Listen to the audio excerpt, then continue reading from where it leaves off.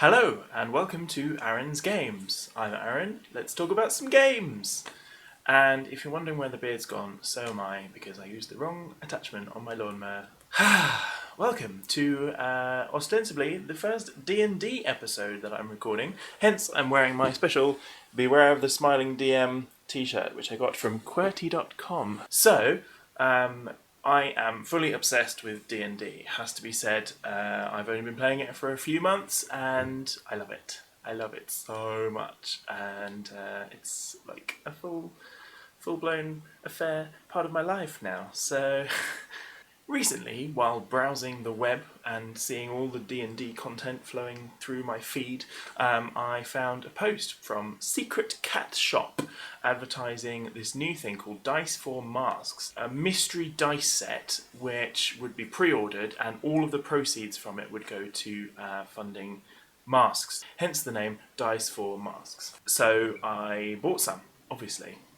Surprised. It took a while, but oh my god, so exciting. Also, some nice little character cards. So we've got this character, Catriona Emberheath, known as the Isolated Hero. And then this magic item, the Armour of the Mender, which is pretty sweet.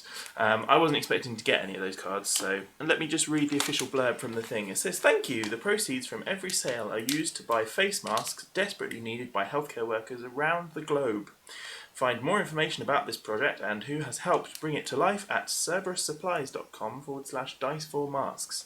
Yeah, so the dice are being supplied by Cerberus Supplies, but I got them through Secret Cat Shop. And there's a lot of other different dice shops and retailers who are participating in the scheme as well. And as far as I know, you can still buy them, so do go and buy some mystery dice. Mystery dice! And they are still a mystery to me.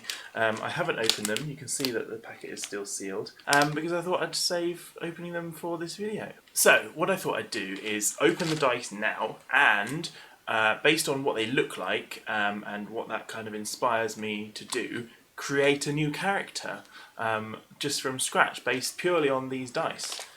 That'll be fun, right? Let's find out. Is there anything else I need to talk about before I open these dice? No, I don't think there is, so it's time to open the dice. It's exciting. Oh, it's quite easy to open, that's helpful. They are... Oh, they're so pretty. I'll take the D20 out first. White and blue, really... Oh, that's lovely. I like that. And they've got gold numbers. Let's take the whole lot out. So pretty. Oh yeah, they're really nice. Yeah, it's a nice close up there. You can see the D20 and all those in there. So that's the D20 there. Very nice. It's blue on one side and white on the other, which is pretty. Then we've got the D12, similar theme. Nice and I like the gold on the numbers. A nice, it's kind of sky colour really. That's given me some ideas. Then we've got the D8 here, which is lovely. Look at that, very nice white and blue type wishy-washy. It could be water, to be fair. Oh, skip the D10s. There's the D10s. I'd like that you get percentile dice as well. That's a nice little touch. I wasn't sure if I was going to get one, but that's nifty. Then the D6 is basically purely blue, aside from this little sliver of white you can just about see on the front there, on the 1. And then the 6 is there, that's nice. And then the D4 is basically entirely white. Apart from, there's a little sliver of the opposite colour at the top there. I don't know if you can see that. There, very nice. So, let's see, what is this sort of... So this could suggest air or water, definitely some sort of elemental. I'm not going to make a druid because I'm already playing a druid in a campaign, so that wouldn't be any fun for me. What could we do? Let's go through it. I'll pick a name first. I've got, just rolled a 1 with a D4. I've got D&D Beyond open, because it's quite handy for building characters. And let's just randomise the name. Willumo? Waysmeow? Gram? That just sounds like someone's grandma. Hey, Gram. Alidar? Yeah, that'll do. We'll go with Alidar. I'm just picking randomly. Let's make them a tiefling, because I've not used tiefling before. That's why not. Now, what class are they going to be? It could be a wizard. This is kind of, as I said, this is kind of elemental feel. I think they're definitely more magic-y than fighter-y, combat-y type characters. It's definitely sort of that weird, whimsical type thing. I'm just talking out my arse at this point. Lovely satisfying roll noise. Okay, let's make them a sorcerer, why not? I feel like they're going to be quite a good, they're definitely going to be very lawful good maybe. So their skills are going to be in Arcana and Religion? Yeah, let's have a religious sorcerer, why not? Their sorcerer's origin, I'm going to go with, I would have gone with Wild Magic, but it's locked on D&D Beyond. Actually, lucky I've got my player handbook handy. Handy. Let's have a quick look at Sorcerer. I have already got a Sorcerer character, in fact, but I haven't had a chance to play him because the campaign that he is in is on hold at the moment because one of the players doesn't have internet connection, so during lockdown it's basically impossible for us to play. But that's fine. That's the way things go sometimes. Sorcerer's origin. Yeah, Wild Magic. Let's go with that. Yeah, because if you play Wild Magic, you've got this massive table here. If you don't know. Every time you cast a spell, you roll on the table, and if you roll a 1, you roll again a D100 to get this random effect that happens. And in fact, let's roll a couple of D100s now and see what happens. That's just me separating them out. So this would be a 48. That would be a unicorn controlled by the DM appears in a space within 5 feet of you, then disappears 1 minute later. Let's try again. 90. That is, you become invisible for the next minute. During that time, other creatures can't hear you. The invisibility ends if you cast a spell or attack. One more, because, I don't want to spoil them all. Wild Magic is just this random fun. 42 this time, one of my favourite numbers. You turn into a potted plant until the start of your next turn. While a plant, you are incapacitated and have vulnerability to all damage. If you drop to 0 hit points, your pot breaks and your form reverts. Brilliant. Now the fun bit, stat generation. This is something I wanted to talk about actually, because there's a few different ways of generating character stats, but I like one of them and one of them only. So the ones that I don't like, there's one called point buy, where you choose how many points you want to add to each stat. Standard array is a set of a few predetermined scores, and again, I don't really like that. I think with point buying, it's easy to game it too much. And standard array is just a bit too basic for my liking, so I like to roll every time, and I always insist that my characters in the games that I'm running do roll, because I just like the unpredictability of it. Why would you... We're not aiming to win the game at this point, in fact, or at any point, so why would you want to force your character to be amazing in one particular thing? You've still got the option to choose where everything goes, so just use that. So I like to roll, and to that end I've got this, I've recently bought this really lovely dice set, and it's got a really nice box with it. It's called Forgotten Realms Laeral Silverhands Explorers Kit, I think that's how you pronounce it. And what it is a set of dice.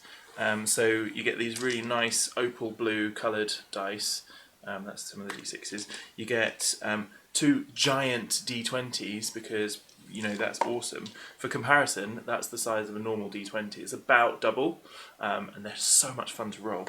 So those are my new DM dice. The box itself is 2 dice trays, so you can see those are all my general dice in there. These are my DM dice. You also get a map. So you get a map of the Sword Coast on one side, and on the other side it's got the city of Waterdeep. Great resource there. And it's got like these info cards, so there's like pictures on one side. I don't know how well you can see those. There's all kinds of things. NPCs, monsters, there's a Xanathar is there, and it just gives you more detail, and it's designed, I suppose, to help with campaign building. So I bought it based on the dice, because despite me starting off saying I'm not going to become one of those dice addicts, I'm definitely a dice addict now, as can be seen by this video talking about dice. I didn't realise how good and useful the other stuff would be, but I am working on homebrew now, which is going to be shifting into an entirely different world. So it's not entirely useful, but I can pinch it and use it in my homebrew world anyway. So we've got my 4 blue dice here. In fact, what I'm going to do is I'm going to switch one of them out and use this new one. And I'm going to roll some stats. So the way to do this, if you're not familiar with how to roll a character, is you roll 4d6 and you discount the lowest number. Some DMs say you can re-roll any ones. I think that's boring because low stats make for more fun in role-playing. So I just use the results. So let's roll. We've got 13. Nice. Again. And 13 again. Just give me all 13s. 13 is my lucky number. I would be happy with that. Let's see what we get. 12 that time. And again. 10 that time.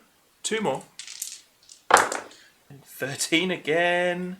He's very lucky, this character. He or she, might be a she. And 8. See, there's the low figure, and I don't mind about that because it means that they're not going to be excellent at everything. And if you're excellent at everything, the game's just boring. In my opinion. Other opinions are available. So, with a tiefling, who I've never actually used before, you get a +2 to charisma, which is good for a sorcerer. You get a +1 to intelligence, also kind of handy for a sorcerer, but not generally as good. I'm going to obviously put one of the 13s into charisma, because that's the spellcasting ability. We'll put the 12 in intelligence, because then the +1 will make it a 13 as well. 13 in wisdom. Another 13 in dexterity. Constitutional strength, 10 and 8. Not much in it. I'm going to make the strength 8 because sorcerer doesn't tend to be very strong, and we'll put the 10 in constitution because why the heck not? Nice quick build there, lovely.